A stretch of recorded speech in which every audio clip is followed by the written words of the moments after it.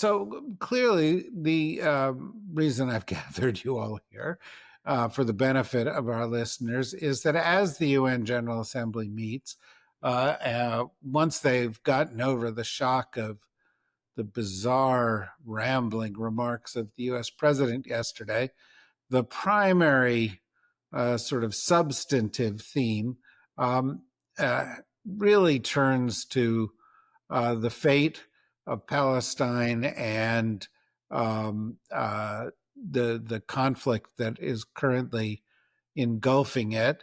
And there's been a little news on that front so far this week.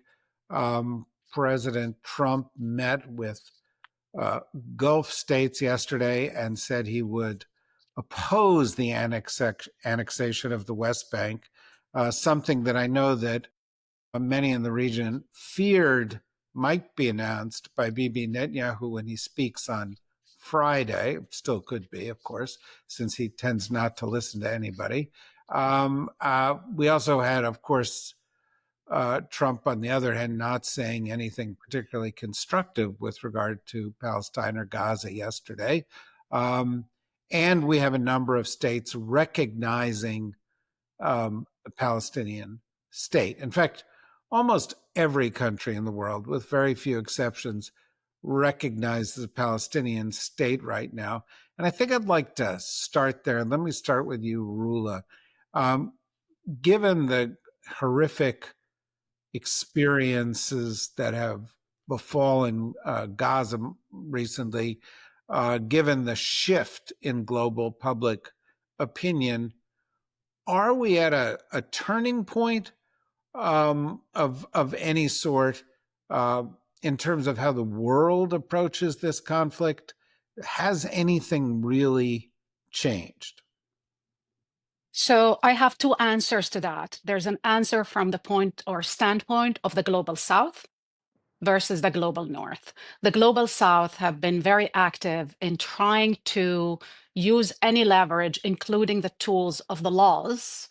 And that was led by South Africa with a case against Israel at the ICJ, followed by many countries, Latin America, etc., because they realize and understand inherently the kind of colonial violence.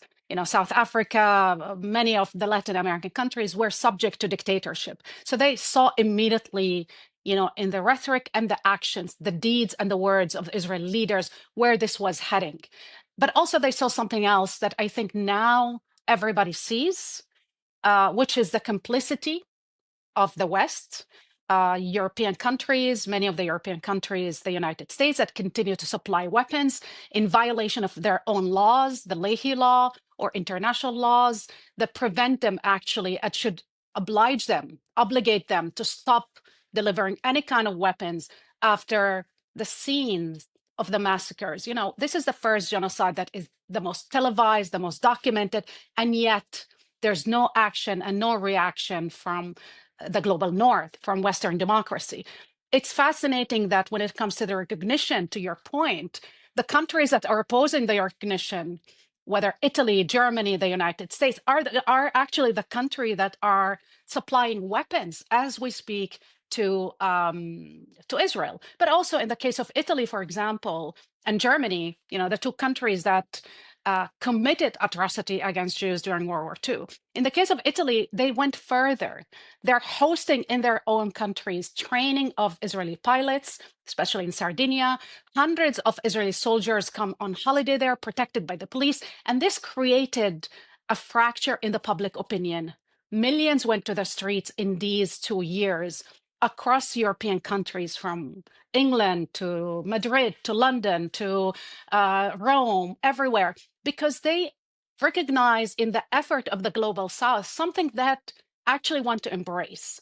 So what European countries now are trying to do, use the recognition, which is an important step, but it should not be the most important step, and it should not be a substitute for any critical steps or measures. The most important measure for Europe is suspension of any agreement that they have. Europe is the first trade partner to Israel. Number one, if they would suspend that accord, or those agreements, Israel would reflect twice and think twice about what to do next. But they're not doing that. Von der Leyen and Matazzolo, who's the president of the parliament, the president of the European Commission, they're unwilling to do that because there's no consensus among 27 European countries. But also, they're not willing to do that because America still dictates European foreign policy. When it comes to the United States, it just required a threat of suspending arms to Israel, sometimes to get Israel to reflect on their policy. But Trump, as we see, is not only unwilling, he is adding fuel to the fire and talking about Riviera and talking about, and his ambassador to Israel is talking about a religious commission, a religious mission to help Israel establish an annexation, Judea and Samaria. They're using biblical terms, and I think this is very dangerous for the stand, especially not only the credibility, but also America's national security and European ones. Yeah. Well, thank you for that. So, Shibley, the same question to you, because clearly many things have happened massively to affect global opinion.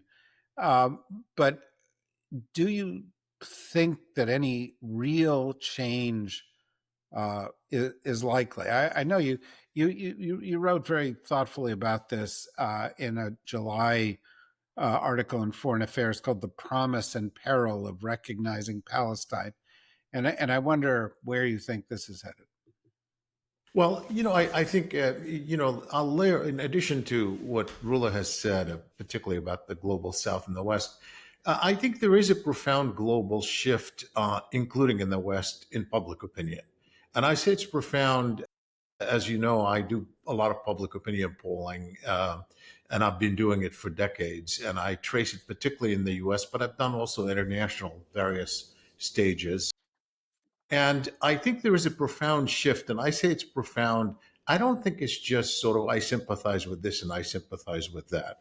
I think you have a generational paradigm about Israel that has emerged. I think what we have seen over the past 2 years is a profound transformation in the way Israel and Palestine are seen, particularly by a young generation, not just Americans, but you look at not just my own polling, but Pew polling, it's international, and see how Western opinion has transformed, particularly younger generation. I think this is lasting. I don't think this is just a spike in the news when they go up and down. I think in some ways similar to we had a Vietnam generation. We had the Pearl Harbor generation. We have a Gaza generation, and I think we have a Gaza paradigm. And I think the one reason why that is really profoundly important is that for the West, I think the reason typically when you're looking at a story that is remote, we have other horrific events taking place around the world, like in the Sudan or many other places that we can point to about horrors that are being committed on a regular basis. But I think this particular issue, because of the location of Israel in the West, because of the complicity of Western states that Rula talked about, particularly the US, it is an American issue. It is a Western issue. It is a British issue. It is a French issue. It is a German issue. It is an Italian issue. It isn't just a secondary issue. So typically, those things, when you're observing them happening internationally, I think you're observing them remotely, and this is spikes up and down. But this is, well, it's not obviously a Western issue directly. It is understood by this generation to be look at all the grievances that are happening in our own politics. According to my polling, I showed just a couple of weeks ago how not only Democrats now are, including older Democrats, by the way, Democrats have shifted all. There's the gap between younger Democrats and older Democrats on the issue of Israel has really been bridged now. It's old Democrats, old, young, but among Republicans, I've shown in my recent poll a dramatic shift taking place between young Republicans and older Republicans. And a lot of it has to do with grievances about their own lives. They think what's happening, it's not just that they're rejecting this morally, but they think it impacts their own lives as Americans, whether it's economic grievances, whether it's being drawn to wars they don't want. So they see this. So I think there's something profoundly important. Don't underestimate it. The problem is that this is not translated into policy. I mean, look at, for example, you mentioned, Trump's speech, which obviously was scandalous. It's much more than embarrassing. People use the term embarrassing. It was scandalous. It is disastrous. And he takes on the UN, and his popularity at home is about 39%, at least according to YouGov's poll. And the UN has 57% approval ratings among Americans. Americans, 57% according to Pupil, have a favorable view of the UN, which is an increase over last year. So you have a huge gap. Here's the president. He's the one who's making the decision. He's making the decision in our lives. And obviously, public opinion is not moving him, at least for now. And that's true in Western countries. Yes, Italy and Germany, we'll see what happens. But certainly it has moved the UK, it has moved France. They're partly doing this for public opinion. Don't kid yourself. You could see how motivated the public is. But on the other hand, is this just a smokescreen to absorb public opinion? That's the problem. So the gap, while I think there's a profound shift taking place at the level of the public, I have not seen that impacting policies in a meaningful way. By meaningful, yes, recognizing Palestine is meaningful. That's why Netanyahu is opposing it so dramatically. It does mean something. It has consequences, legal consequences, economic consequences.